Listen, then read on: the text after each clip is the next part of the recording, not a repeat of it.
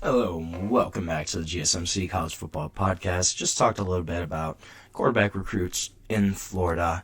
Gonna switch gears, go to some winners and losers from this spring transfer portal window after it has closed in. I want to talk a little bit about Georgia first. I think Georgia, while they didn't have a big portal in terms of quantity, I think the quality of players that they picked up was really impressive. You land Modozie from Army. That's a really high caliber prospect. Guy that's a sophomore, had a great year last year, 6.5 sacks, a bunch of tackles. A guy that can jump into that role that Micah Williams left on the defensive edge. And then they also bring in Josh McCray from Illinois, was their leading rusher last season. They needed to add to their running back room. They lost Trevor Etienne last year. Needed another addition to kind of fill out that running back room. I think Josh McCray fits that really well. These are guys that they weren't huge pickups, but they fill holes, and I think they were solid in terms of just what they kind of did across the board. Oklahoma also, I think, was another really big winner. They only bring in a couple guys, but they're high impact players in Jaydn and offensive lineman Jaydn Maikkula from Stanford. He's definitely going to be one of those starters on that O-line as they try to get a little more physical, a little more toughness. They're competing in the SEC again. They kind of got bullied around last season, and I think that Jaydn Maikkula can really help there. Then, in the backfield, you get a stud in Jaydn, former All-Pac player, big-time producer at Cal at that running back position. You pair him with new quarterback John Mateer, and you give them a much more dynamic backfield than they had last season. I think you upgraded at quarterback and definitely at running back. Jaydn gives them a go-to running back that they can rely on this season. They really didn't have that last year. I loved the pickup of Jaydn, and I really liked the fit there for Oklahoma. Those were two big wins for the Sooners. I really liked those two additions. Obviously, they didn't add a lot else besides that.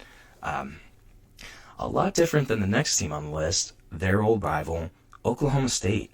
They had a really great portal too. This is a team that had a really rough 2024 season, needed to revamp, and they added a bunch of guys just across the board. They were much more of a quantity type team in terms of what they did in the portal. Brought in reinforcements on both sides of the ball.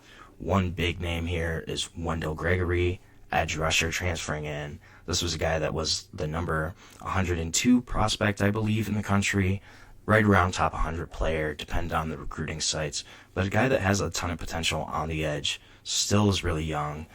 You also brought in Bob Schick, offensive lineman, and he's more experienced offensive lineman, versatile skill set, should definitely help what the Cowboys want to do this year. They had double-digit guys in this spring portal, so much more quantity, didn't really lose a lot, but in terms of adding depth and adding potential contributors to this team, Oklahoma State did really well for themselves, I think. Another team that I liked what they did, I think they're kind of flying under the radar, is Purdue, is the Boilermakers. So, new head coach Barry Odom coming in from UNLV. They have really been working to flip Purdue's roster on its head, weren't shy about bringing in transfers at all. They added players on the defensive front seven, on the offensive line, at wide receiver, at quarterback, really across the board. They get back Ryan Brown, who was originally at Purdue, had transferred to North Carolina earlier in the cycle. I think he was kind of out of contention for that starting position. North Carolina also brought in Gio Lopez, who should be the starter there. And so returns to Purdue, at the very minimum, gives them a depth option at quarterback, gives them a guy that could potentially start.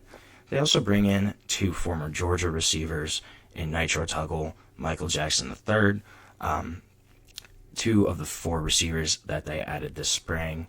I think those guys, in terms of talent, are really solid additions for the Boilermakers, could potentially earn more playing time that they did at Georgia.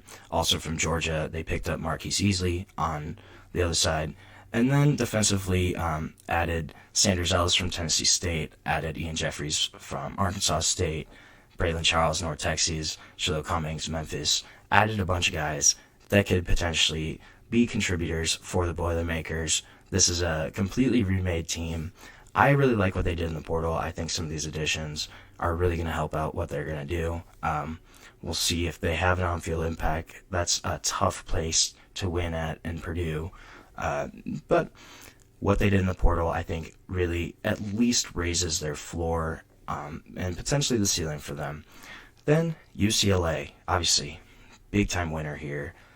You get Nico Iamaleava to come back home, play in California, and also not only get Nico, you get his younger brother Madden, a true freshman who was a really promising quarterback prospect in his own right, signed with Arkansas, decided to come to UCLA with his brother.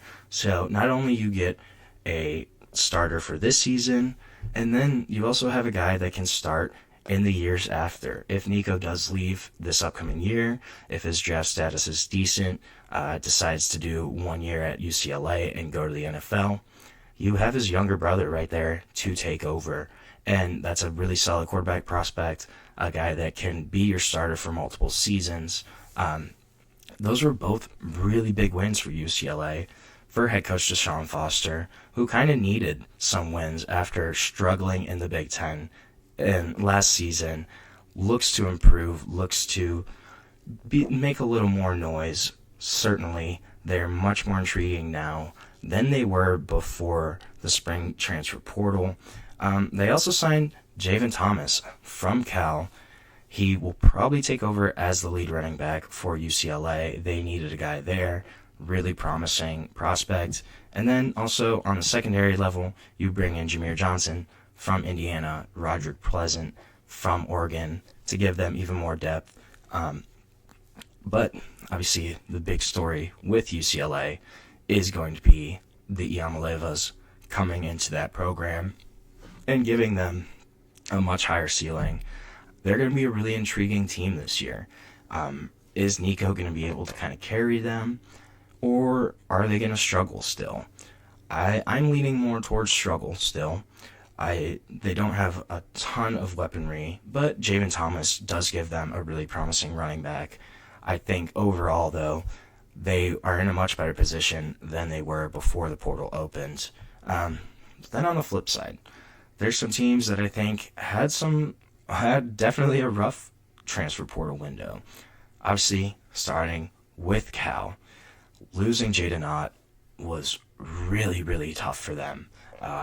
They couldn't really afford to lose him, but also in terms of Jaydn Ott, he was one of 5 running backs to leave the California Golden Bears program.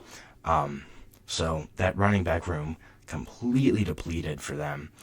Also, losing Jack Endries, the tight end, is a really big loss for them. This is a guy that produced for them, was a solid tight end for Cal, and that's going to be a big loss in terms of the pass game and in terms of blocking, in terms of running the ball. But the total number of players that have left Cal is now at 18, and that is including the winter portal, but still, you're losing basically a fifth of your roster in the transfer portal. You're losing your all-pack runner. You're one of 5 running backs you lost. You're losing an all-pack tight end.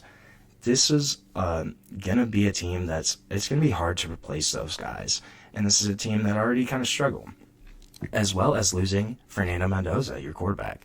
That was obviously in the winter portal, but still, the guys that left in the spring just add on to that departure train coming out of Cal. How they rebuild, I think, is going to be interesting to watch, especially with Ron Rivera as their general manager there. Obviously, the other one then, Stanford. That coaching transition from Troy Taylor to Frank Reich. You saw a bunch of players exit the program. A couple linemen, Jake McCool, I said earlier, going to Oklahoma. The big one, Emmett Mosley, the fifth, he led ACC freshman last year, 48 catches, 525 receiving yards, 6 touchdowns. Guy that's a really promising wide receiver, 3 years of eligibility still, decided to leave, and he's going to Texas now.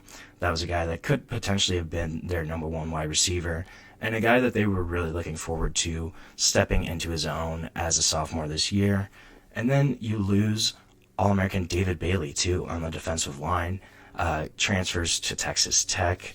But this is just a whole exodus right now from Stanford. Tough situation for them, as they also... Frank Reich is only a placeholder. He's only there for 7 months. So you lost your head coach. You lost your freshman wide receiver, who was really promising for you. You lost an All-American, basically, on the defensive side of the ball. And you lose a coveted offensive lineman. You lose a couple other depth pieces, too. This is a Stanford program that's in a tough position.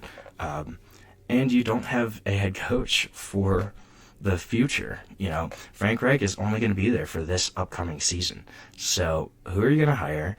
Also, how's that going to affect recruiting? How's it going to affect what they can do in the portal, in the next portal? This is a tough program right now. There's not a lot of guys here, and they lost a lot. And then obviously Tennessee, you lose Nico in this NIL dispute, or potentially over wide receiver room and offensive line depth. Not really sure kind of what happened. Regardless, though, you lose your returning starting quarterback, who did take you to the college football playoff last year. And you lose him in the spring, too. You didn't even lose him in the winter. Would have been much better to lose him in the winter, to where they could have replaced him. There were more quarterback options in the portal at that time. You could have given a new quarterback more time to kind of acclimate to what they're doing at Tennessee. It's an interesting offense, much different than what pretty much every other team runs in that Veer-style offense. But you do kind of recover slightly. You bring in Joey Aguilar to replace Nico. But he does look like he's probably going to be a little bit of a downgrade, at least in terms of talent and upside. And he's coming in April. You're going to have to learn a whole new offense. You're going to have to adjust to brand new wide receivers, new offensive line. I think there's going to be a little bit of an adjustment period here for Tennessee. But obviously, big losers here. You go from a potential preseason top 10 team, top 15, to now, I don't know what's going to happen there. Will Tennessee kind of rally around Josh Heupel and new quarterback Joey Aguilar? Will they just be deflated from the Nico situation? I think it's really interesting of what's going to happen here in that spring transfer portal. Or not in the spring, in this 2025 upcoming season for Tennessee after their crazy whirlwind transfer portal window. It's going to be curious, though. So right now we're going to take our last break of the show. When we come back, I want to talk about some running backs. Some of the guys that I think are the best running back rooms in the country. So we're going to get into that, but we will be back on the GSMC College Football Podcast.